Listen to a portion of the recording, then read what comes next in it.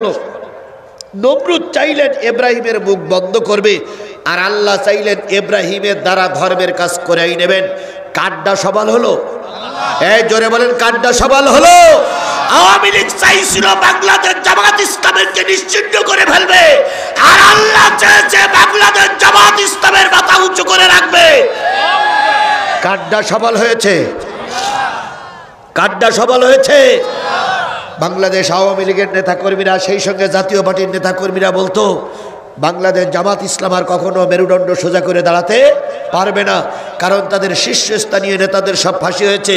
আল্লাহ বললেন ফাঁসি দিয়ে কিছু করা যায়নি, করা যাবে না, বরং জামাত ইসলামের আগের চাইতে আরো শক্তি নিয়ে ময়দানে কাজ করছে। কথা বলেন ঠিক না বেঠিক? বাংলাদেশ জামাত ইসলামের নেতা কর্মীদের অফিসে ঢুকতে দিত না। এখন সেই ডিসি সেই এসপি যেই আসুক, জামাত আর বিএনপির পরামর্শ ছাড়া বগুড়ায় কোনো কাজ করতে দেওয়া হয় না। তাহলে সম্মানটা কে দিলেন?